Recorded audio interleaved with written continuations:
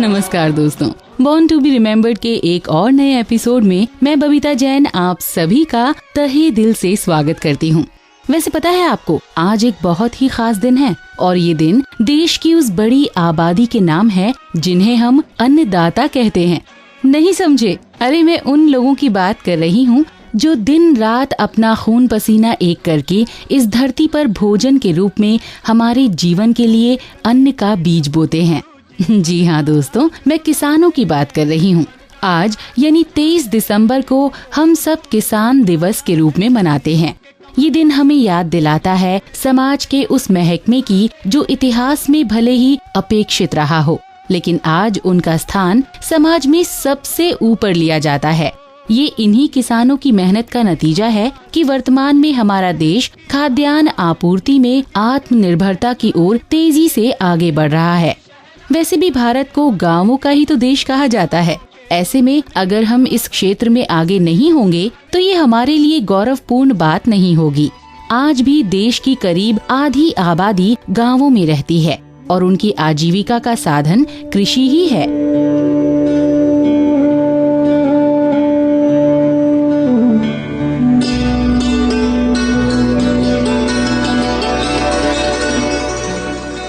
लेकिन क्या आपको पता है कि जिस वक्त देश आजाद हुआ था उस समय देश की 75 से 80% आबादी गांवों में रहती थी। लेकिन जैसे जैसे औद्योगिकरण की तरफ हमने बढ़ना शुरू किया, किसानों का ध्यान भी इस ओर आकर्षित हुआ और उन्होंने खेती छोड़कर नए क्षेत्रों की ओर जाना शुरू कर दिया था। हमारे देश में कृषि क्षेत्र की यात्रा भी बड़ी ही रोमांचक रही है।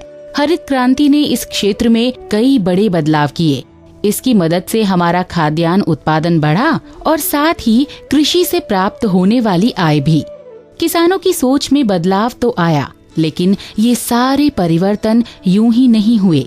इसके पीछे बहुत से लोगों की बड़ी सोच और मेहनत शामिल है, जिन्होंने न सिर्फ किसानों को उनका सही हक दिलाया, बल्कि उन्हें अपनी जमीन का मालिक भी बनाया। आज जिस किसान दिवस को हम मना रहे हैं, दरअसल वो हमारे देश के पूर्व प्रधानमंत्री चौधरी चरण सिंह जी की जन्मतिथि भी है। वैसे इनकी जन्मतिथि को किसान दिवस के रूप में मनाने के कई कारण हैं। किसानों की स्थिति मजबूत बनाने के लिए चौधरी जी ने हर पल अपना योगदान किया। वो ऐसे प्रधानमंत्री थे जिन्होंने किसानों की असल समस्याओं को समझकर उन्हें दूर करने के हर संभव प्रयास किए और ये उन्हीं की मेहनत व कोशिशों का ही नतीजा है कि जो किसान खेती से दूर होने लगे थे, उन्होंने एक बार फिर से कृषि क्षेत्र की ओर रुख किया और आज भी आधुनिक विकास में अपना योगदान कर रहे हैं।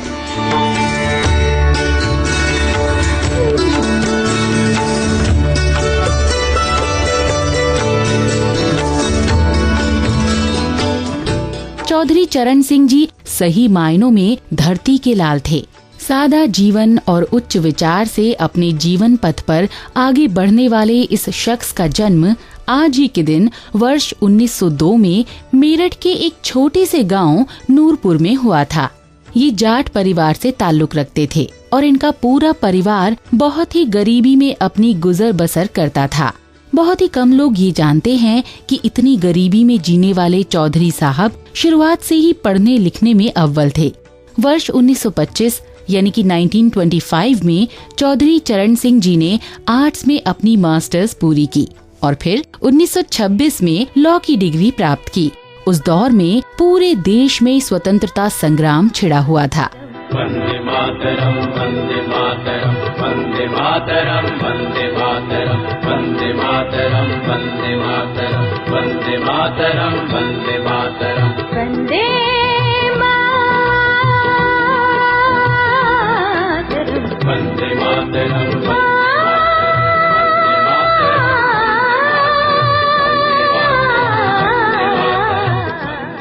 इसीलिए पढ़ाई पूरी करने के बाद इन्होंने गांधी जी से प्रभावित होकर आजादी के इस संग्राम में शामिल होने का फैसला लिया। और दोस्तों, यहीं से चौधरी जी के राजनैतिक जीवन की शुरुआत भी हो गई। इनकी लोकप्रियता और सादगी से हर कोई प्रभावित था, खासतौर पर समाज का वो वर्ग जो हमेशा से ही उपेक्षित रहा था। इन्हें वर्ष 1970 में उत्तर प्रदेश का मुख्यमंत्री बनाया गया। अपने शासन काल में इन्होंने वाकई में जनता के असली प्रतिनिधि होने का फर्ज निभाया। इस दौरान इन्होंने जमींदारी प्रथा का अंत करने के लिए प्रमुखता से कार्य किया और लैंड होल्डिंग एक्ट 1960 यानी जमींदारी उन्मूलन विधेयक को संसद में पेश किया।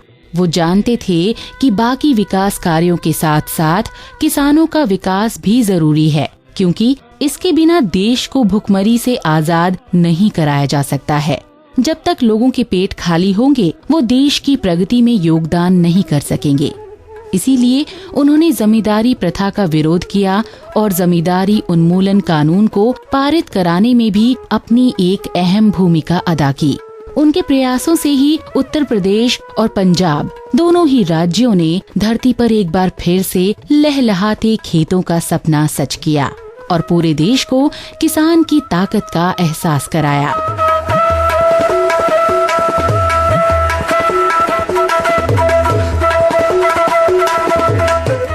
और लोग उन्हें उनके कामों के लिए ही पसंद करते थे। 1989 में इन्हें देश का प्रधानमंत्री बनने का सौभाग्य प्राप्त हुआ। वो गांधीवादी विचारधारा में यकीन रखते थे और इसीलिए गांधी जी की तरह उन्होंने भी किसानों को देश का सरताज माना। आज किसानों के इस सच्चे शुभचिंतक को एक प्रधानमंत्री से ज्यादा किसान नेता के रूप में पहचाना जाता है और यही उनके जीवन का सबसे बड़ा सपना भी था। धरती के अन्नदाताओं के इस मसीहा को आज उनकी जयंती पर हमारी पूरी टीम की ओर से हार्दिक श्रद्धांजलि।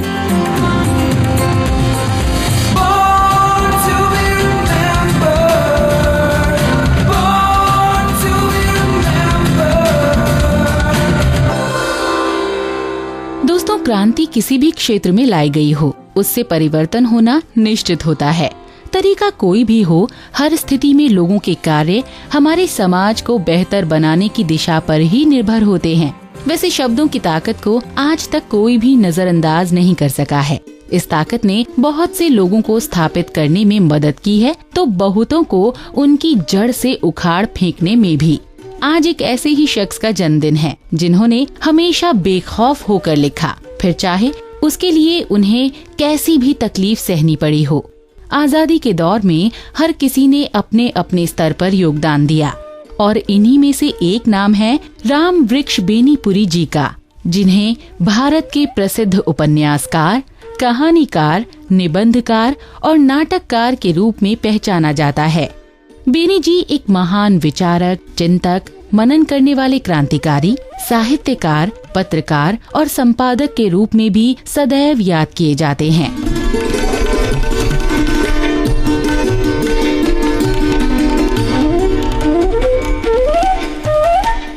इन्हें हिंदी साहित्य के शुक्लोत्तर युग का साहित्यकार माना जाता है। इनकी कलम में ताकत तो थी ही, साथ ही एक सच्चे देशभक्त व क्रांतिकारी का जज्बा भी था। है प्रीत जहाँ की रीत सदा, है प्रीत जहाँ की रीत सदा, मैं गीत वहाँ के गाता हूँ। भारत का रहने वाला हूँ, भारत की बात सुनाता हूँ। है प्रीत जहाँ की रीत सदा।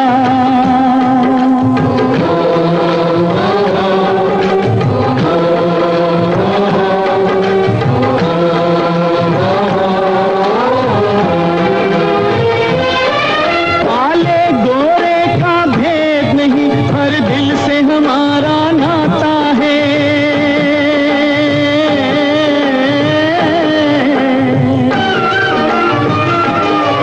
कुछ और न आता हो हमको, हमें प्यार निभाना आता है।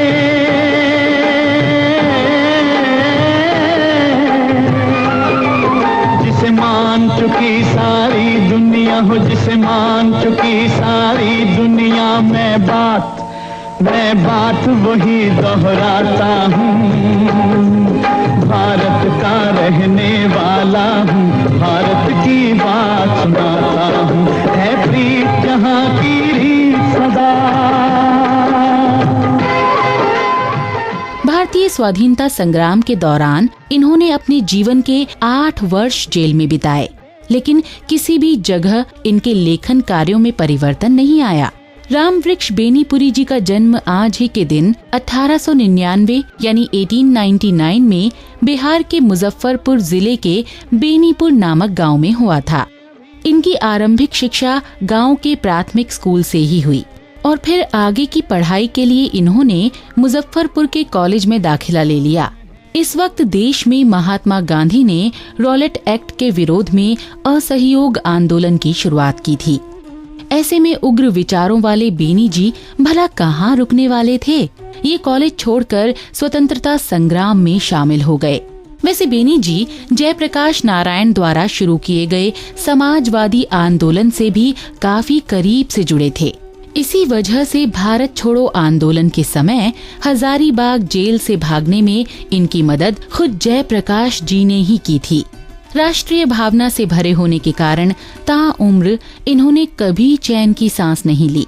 अपने छोटे छोटे लेखों और क्रांतिकारी रचनाओं के कारण ही इन्हें कई बार कारावास में रहना पड़ा, लेकिन यहाँ भी वो शांत नहीं बैठे। बेनी जी ने जेल में ही आग भड़काने वाली रचनाएं लिखना शुरू कर दिया। तभी तो जब कभी वो जेल से बाहर आते, उनके हाथों में 2-4 ग्रंथों की पांडुलिपियां जरूर होती थीं, जिन्हें आज हिंदी साहित्य की अनमोल विरासत के रूप में जाना जाता है।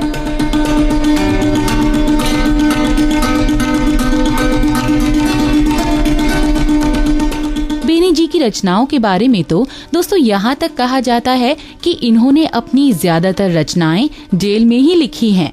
आम्रपाली और पतितों के देश में बेनी जी के प्रमुख उपन्यास हैं जयप्रकाश, मील का पत्थर, नेत्रदान, सीता और गीता, गेहूं और गुलाब उनकी प्रमुख रचनाओं में से एक हैं। जबकि शेक्सपियर के गांव में और नींव की ईंट जैसे लेखों में इनके देश प्रेम, साहित्य प्रेम, त्याग और साहित्यकारों के प्रति प्रेम की भावना साफ नजर आती है। बतौर पत्रकार प्रसिद्धि हासिल करने वाले रामवृक्ष बेनीपुरी जी ने अलग अलग समय में लगभग 1 दर्जन पत्र पत्रिकाओं का संपादन किया। अपनी कलम की ताकत से उन्होंने लोगों के इस कथन को निराधार साबित कर दिया कि एक पत्रकार अच्छा साहित्यकार नहीं हो सकता है। उनका साहित्य शैली, भाषा और विचार की दृष्टि से बेहद ही प्रभावकारी है। उपन्यास, जीवनी, कहानी, संस्मरण जैसी हिंदी लेखन की अनेक विधाओं में इन्होंने करीब 80 पुस्तकों की रचना की थी।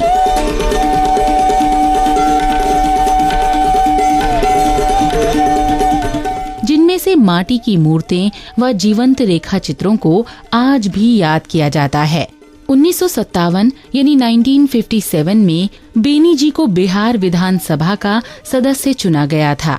भारतीयता के उपासक होने के कारण उन्होंने सदैव सामाजिक भेदभावों का विरोध किया।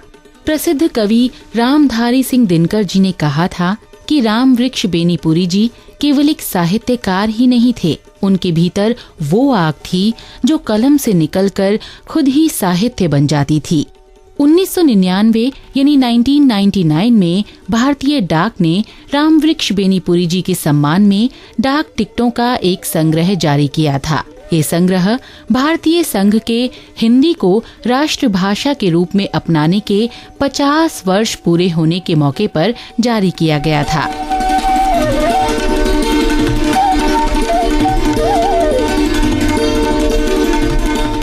हर साल बेनी जी के सम्मान में बिहार सरकार द्वारा उत्कृष्ट साहित्यकारों को हिंदी की सेवा करने के लिए अखिल भारतीय रामवृक्ष बेनीपुरी पुरस्कार दिया जाता है। आज हमारी पूरी टीम एक बेचैन कवि, बेचैन चिंतक, बेचैन क्रांतिकारी के रूप में बेनी जी जैसे निर्भीक योद्धा को उनकी जयंती पर तहे दिल से सलाम करती है।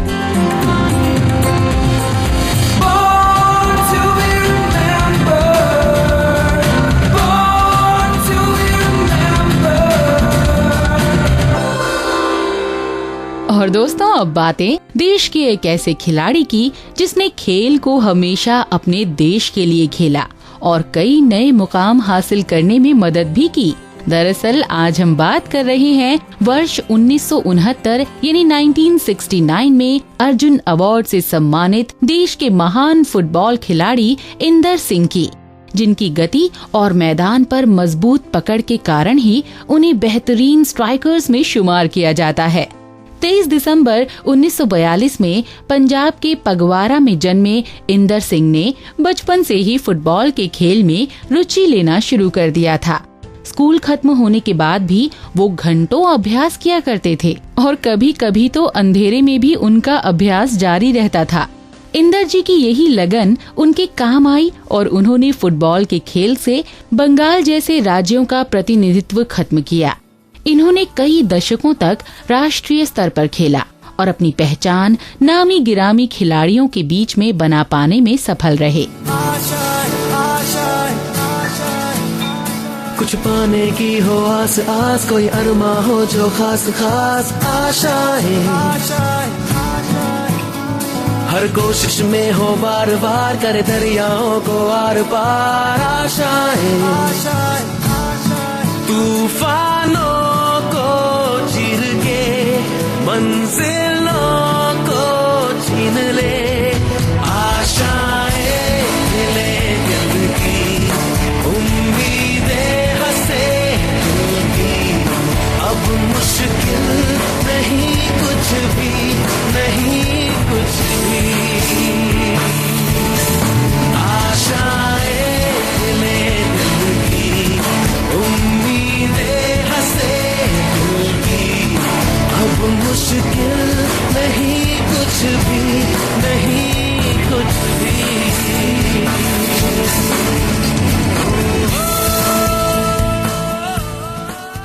इंदर सिंह उन चुनिंदा खिलाड़ियों में से एक हैं दोस्तों, जिन्होंने बाहरी क्लब की तरफ से खेलने के लिए न सिर्फ मना किया बल्कि उनके द्वारा दिए गए चेक को वापस भी लौटाया।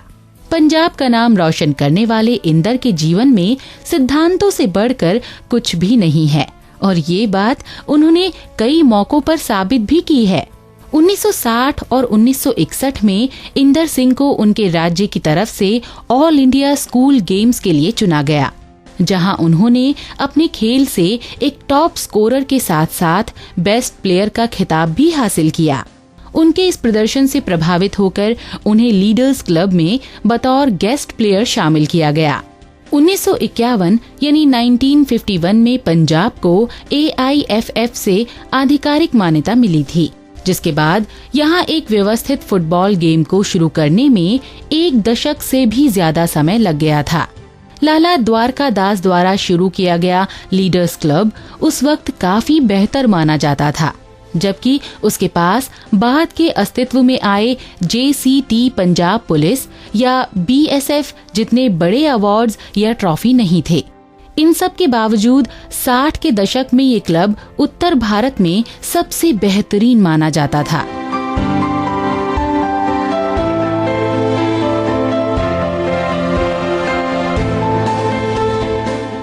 1961 यानी 1961 तक इंदर सिंह इस क्लब के गेस्ट प्लेयर के तौर पर कई जिलों में एग्जीबिशन व लोकल टूर्नामेंट मैचों में खेलते नजर आए और फिर 20 साल की उम्र में स्कूल पूरा करने के बाद इन्होंने अपने करियर की शुरुआत इसी क्लब से की।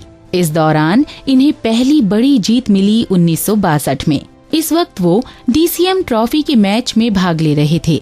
इस ट्रॉफी की शुरुआत 1945 में दिल्ली कॉटन मिल द्वारा की गई थी। ये देश का एक प्रतिष्ठित टूर्नामेंट था जिसमें पश्चिम बंगाल जैसी टीमों का बोलबाला था। पहले ही DCM टूर्नामेंट में पंजाब का प्रदर्शन देखकर सब हैरान थे। हालांकि ये ट्रॉफी उन्हें नहीं मिल सकी, लेकिन अपने क्लब की तरफ से सबसे ज्यादा गोल इंदर जी द्वारा ही किए गए थे। इनकी जिंदगी में अगला खास मौका तब आया जब इन पर नजर पड़ी राष्ट्रीय टीम के कोच हैरी राइट की। जिस साल इंदर ने अपने सीनियर करियर की शुरुआत की, उसी साल इंडिया ने एशियन गेम्स में अपना पहला स्वर्ण पदक हासिल किया। गोल्ड मेडल पाने के बावजूद भारतीय टीम के साथ कुछ समस्याएं थीं, जैसे उनके पास सेंटर फॉरवर्ड से खेलने के लिए कोई बेहतरीन खिलाड़ी नहीं था। ऐसे में राइट को जरूरत थी एक ऐसे खिलाड़ी की जो उनकी इंग्लिश स्टाइल में मेन फोकल पॉइंट पर खेल सके। और फिर इंदर सिंह को देखने के बाद इनकी तलाश खत्म हुई। कुछ करिए नस नस मेरी खोले, हाय कुछ करिए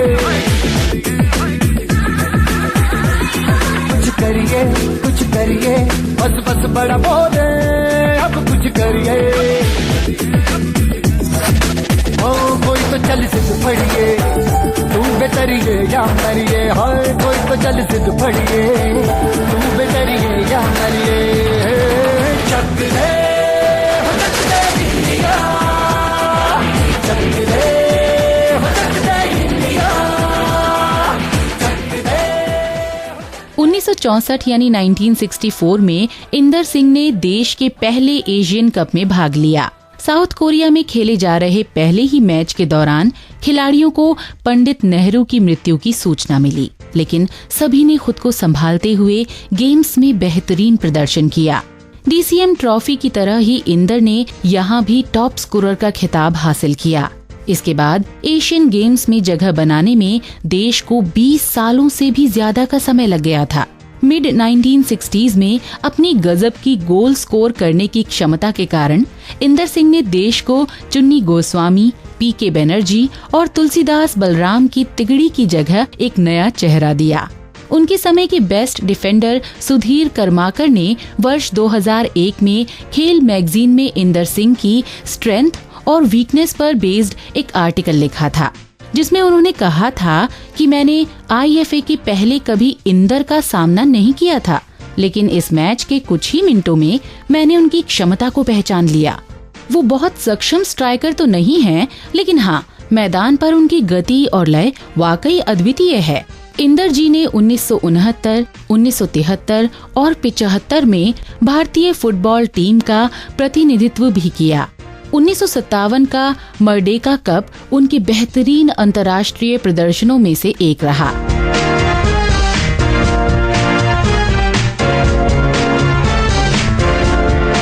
उन्नीस 1970 यानी 1970 के मर्डेका कप के बाद उनके घुटने में ऐसी चोट आई कि फिर उससे उबरने में इन्हें 1 साल का वक्त लग गया। इस मर्डेका कप में उनकी बेहतरीन पारियां देखने के बाद मलेशिया के प्रधानमंत्री ने उन्हें 23,000 रुपए प्रति महीने का ऑफर दिया था और साथ ही 5 साल की नागरिकता का भी। लेकिन अपने देश की जड़ों से जुड़ाव इतना गहरा था कि इंदर जी को जीवन में कोई भी प्रलोभन डिगा नहीं सका। लीडर क्लब के अलावा इंदर ने Punjabi power house JCT mills के लिए भी कई बेहतरीन पारियां खेली, खासतौर पर डूरंड कप के लिए। इनके पूरे जीवन में इन्होंने भारतीय फुटबॉल टीम को एक अद्भुत खिलाड़ी के रूप में अच्छा खासा रिकॉर्ड बनाने में मदद की। 1985 यानी 1985 में खेल से संन्यास लेने के बाद इन्होंने 16 सालों तक JCT में बतौर मैनेजर अपना योगदान दिया और अभी भी उन्हें युवा खिलाड़ियों का मार्गदर्शन करते हुए देखा जा सकता है। आज इंदर सिंह के रूप में एक महान खिलाड़ी को उनके जन्मदिन पर हमारी पूरी टीम की ओर से बहुत ढेर सारी शुभकामनाएं।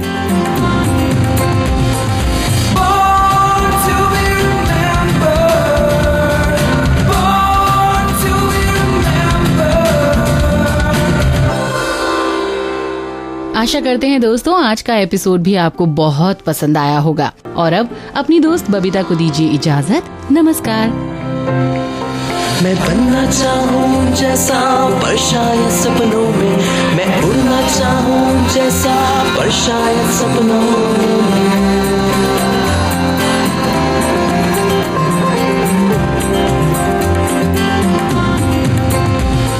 सपनों की है उड़ान, काटे बन गए फूल समान, रोक न पाए वो मुझको मुट्ठी में मेरी ये आसमान। Born to be remembered, born to be remembered। इस कार्यक्रम के कार्यकारी निर्माता जैनेंद्र सिंह,